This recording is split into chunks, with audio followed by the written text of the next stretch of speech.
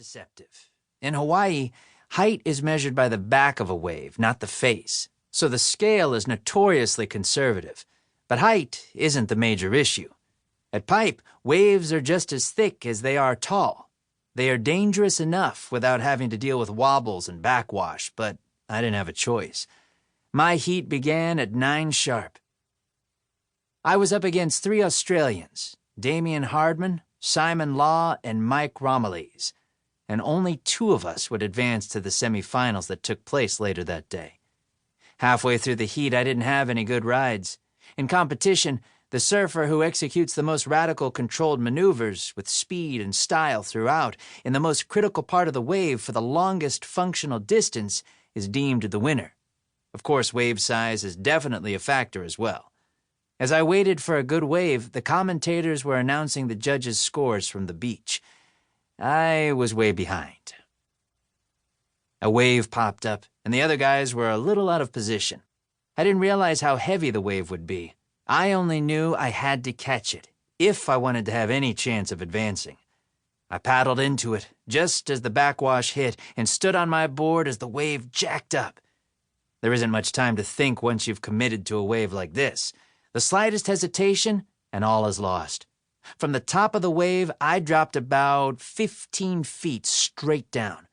I barely stayed upright through the drop, but somehow managed to redirect my momentum back up the face under the thickest pitching lip that came through all day. It was every bit as thick as it was tall, and the lip barely missed taking off my head.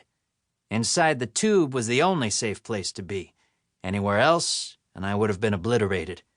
There was no time to sit back and enjoy the ride. Once inside the tube, the hardest part was over. But I wasn't in the clear yet. I still had to navigate through the barrel without getting swallowed whole by this beast. I held on for all I was worth, knowing in the back of my mind that if I fell, I'd only score a few points and the whole ride would be worthless. If I made it out, I'd not only be on my way to advancing through the heat, but I'd prove to everyone that I belonged here. 1 second, I was staring out of a massive cave swirling around me, and the next, I came shooting out in a cloud of spray. I raised my arm in a victory salute for a split second before a cross chop separated me from my board. At that point, it didn't matter. I had made it. Up until that moment, I had spent my surfing career running from big waves, but making it through that one gave me the confidence to ride anything. I still needed another decent score, so I started paddling back out to the lineup. I passed a water photographer on my way out and I said, "Wow, that was kind of heavy, huh?"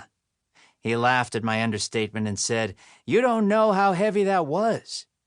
I knew the wave was intense, but it wasn't until years later, watching it on video, that I realized how close I had come to getting seriously hurt. Sometimes I wonder what would have happened if I hadn't made it.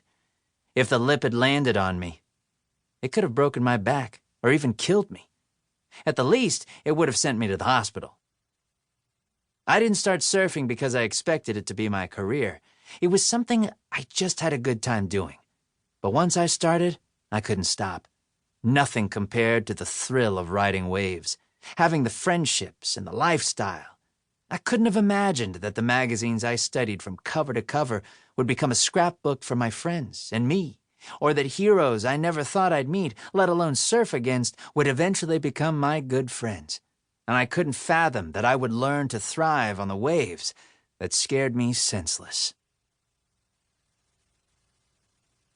1. Cocoa Beach.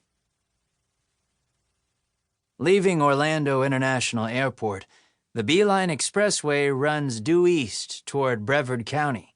There's not so much to see on the hour-long drive, except 3D billboards covered with giant apes, extraterrestrials, and twisters, which lure tourists to Universal Studios, and less expensive, beachy versions of Ron John's Surf Shop, the world's only 24-hour stop for people who don't surf but want to take a t-shirt back home that says otherwise.